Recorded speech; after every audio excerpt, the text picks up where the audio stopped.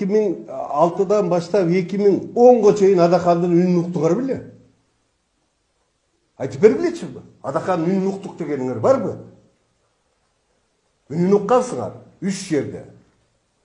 Биринчиси, Казак-Кыргыз чегерасы каралып атканда Масалиев, Исаков, Бектазаров менен жүргөндө биз менен каршы болуп жүргөн Адахан Ак Жол партиясы менен келгенден кийин за берип, Каркыра, Көксай, Токмоктун тушу, Маймак бардыгын казактарга өткөрүп берген.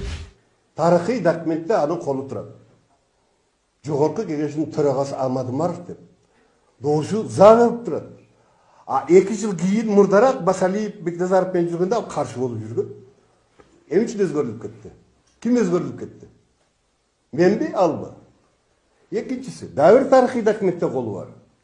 Азыр Айбалай экөө кармашып атпайбы? Ал документти мен 10-жыл изилдегем, өкмөттүн мүчөсү катары, чегара маселелерин куратары катары. Да, меморандумда Адакандын колу бар.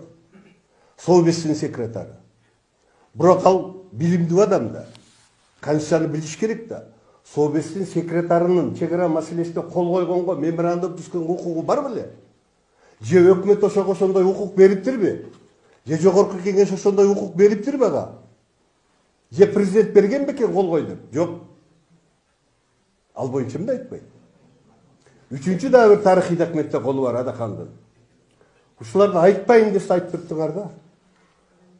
Көл жегинде 4 анклав бар. 4 анклав. Казакстанга өткөн 50 гектар жери бар. Бессрочно Казакстанга Назарбаев өткөрүп бергенбиз. Хотя 94-жылы Шеримкул спикер кезде өткөрбөй койгон.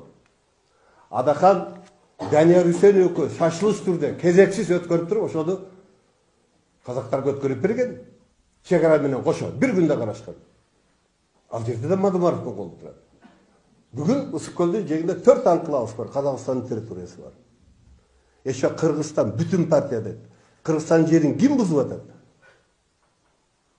Бүтүндүгүн ким бузду? Мен 3 документте айттым.